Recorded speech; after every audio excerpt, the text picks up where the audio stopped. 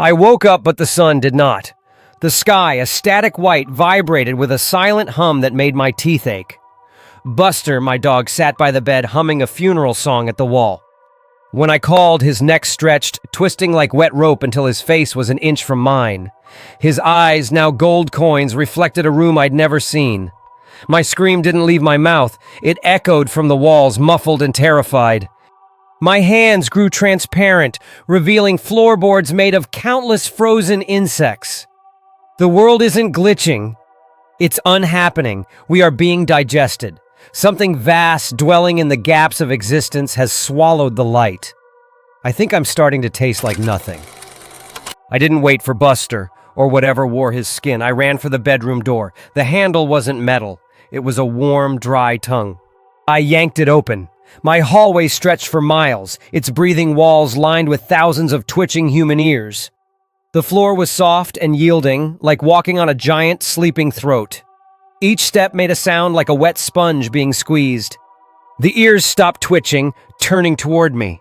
A voice drifted down the hallway, not from a mouth, but from the air itself. It was my mother's, played backward through a meat grinder. "Don't go outside, honey. The sky is hungry today." My bedroom door was gone, replaced by a massive, bleeding eye. It looked through me, at something standing right behind my shoulder. A cold breath on my neck smelled of old copper and graveyard dirt. I'm not alone in this hallway. I'm just the only one with skin left. I didn't want to turn around. Every nerve screamed no, but that metallic, rotten copper smell filled my lungs. I turned. It wasn't a monster, not truly. It was a jagged shape of static and shadows, its chest filled with faces I knew. My neighbor, my teacher, the barista, their mouths stitched shut with silver wire. It had spindly needles for fingers. As it reached for me, I saw my own reflection in its static form. Not my face now, but my face as a corpse. I bolted. I didn't care about the breathing floor or the ears on the walls. I ran until my lungs burned like battery acid, bursting through a door made of translucent skin. I should have stayed in the hallway. The city was gone, the ground a sea of powdered bone. The sky was a ceiling of raw, red muscle, pulsing and dripping black rain.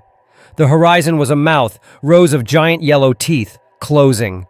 I heard the world's teeth grinding together. The sky's teeth met the earth's bone dust. Everything went white, not of light, but of an eye. I was crushed, turned to liquid, then gasped awake. This bed wasn't mine. My body, heavy as wet clay. No walls, just a vast, endless hive. Thousands of translucent, pulsing pods stretched into the gloom, each holding a person.